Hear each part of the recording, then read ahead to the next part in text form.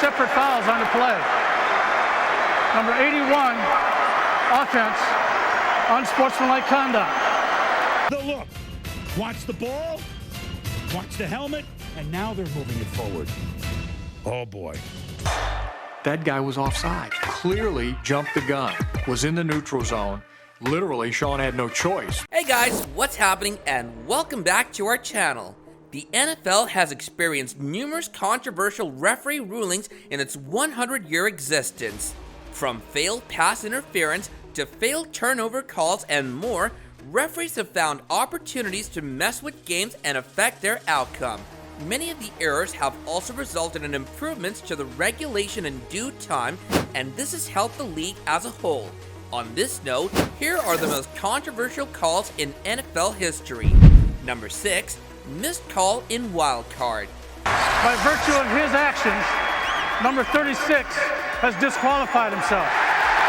Pass interference calls are notoriously difficult to make due to a number of factors that need to be taken into consideration.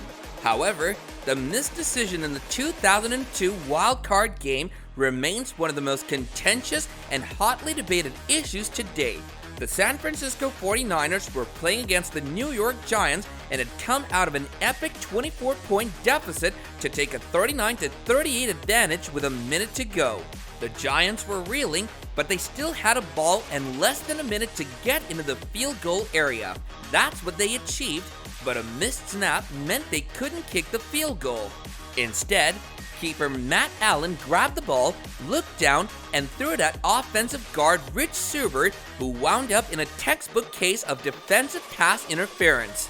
However, rather than calling the obstruction, the officials protested that Subert was an ineligible receiver, which meant that the throw was unsuccessful, sealing the 49ers' win. Number 5, the Fail Mary. The Seahawks have won! Previous play is under review. This might easily have been a case of getting even higher on the list given the absolute negligence of the referees in the game. The official referees were unavailable due to a labor dispute, which meant that there were a handful of backup referees who were selected to play a Monday Night Football game between the Seattle Seahawks and the Green Bay Packers. The Seahawks were trailing when rookie quarterback Russell Wilson wanted to launch Hail Mary into the final zone just as time had elapsed. While it seemed as if MD had been the defensive back of the Packers, Jennings had come down with the ball, and in fact, the Seahawks receiver Golden Tate had also managed to get his hand on the ball, which meant that the two players had come down with it at the same time. To make matters worse, one official said it was a touchdown while the other did not. Eventually, the touchdown was awarded and Seattle came away with a narrow victory. After the game though, it was discovered that the offensive pass that interfered with the Golden Tate was meant to cancel the grab and guarantee Green Bay's win. Following this disastrous officiating display, the regular referees were recalled to work within 3 days. Number 4, helmet mistaken for a football. Watch the ball, watch the helmet, and now they're moving it forward. The December 1998 game between the New York Jets and the Seattle Seahawks had a little bit of something going on. The game itself wasn't especially eventful until the final stages, where the Jets created a long drive in search of a game-winning result.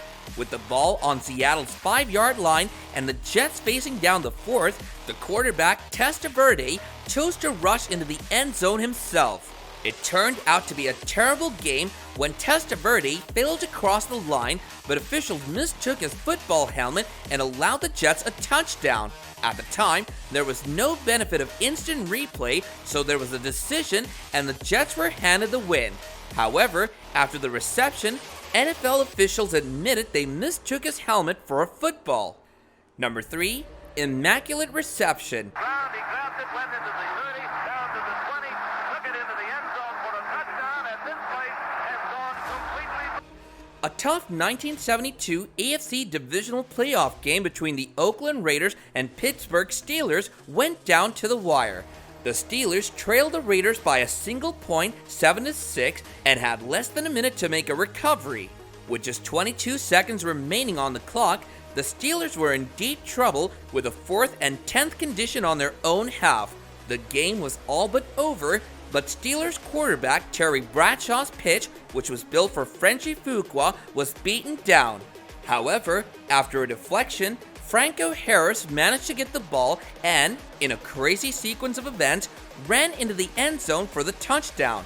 Although this doesn't appear to be too contentious in terms of face value, it should be remembered that if the ball had come off the Steeler man, the touchdown would have been ruled illegal due to a double offensive contact. However, if the ball had fallen off the Raider, the score would have been counted. Until now, the debate has raged about what caused the deflection and how Harris ended up in control of it. Number 2, Burt Emanuel rule. Crouch, you can catch. Sean King threw a dart. I mean, the ball was on me pretty quickly as I was coming out of my break. The call, so contentious, resulted in a major rewrite of the rules. During the 1999 NFC title game between the Tampa Bay Buccaneers and the St. Louis Rams, the Bucs were late in the competition. They were, though, in a position to hit, and when Emanuel made a 13-yard touchdown, Tampa claimed that they had taken the lead for good and had taken their place in the Super Bowl. Much to their dismay, the nose of football seems to have hit the ground during Emanuel's grab operation. While Emanuel had full possession of the ball when dropping to the turf, he was ruled an incomplete throw after the analysis, and Tampa would go on to lose the game. The Burt Emanuel rule has been developed and used to this day in order to describe what constitutes a catch. Number 1, the Super Bowl XL controversy. Ooh, that was a ticky-tacky call. People say, oh, it's just a knick-knack foul, but it was a foul.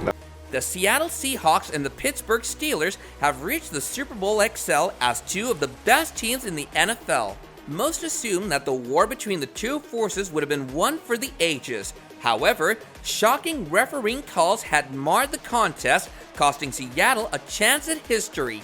The refs in particular missed so many calls in the game that fans and analysts assumed that Seattle would have left safe winners if they hadn't been robbed by bad decisions.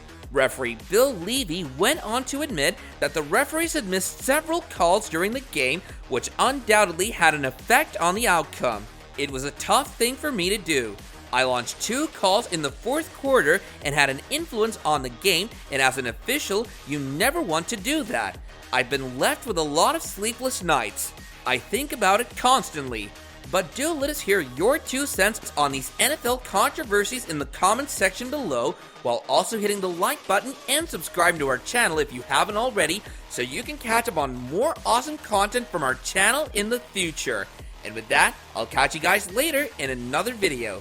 Bye now!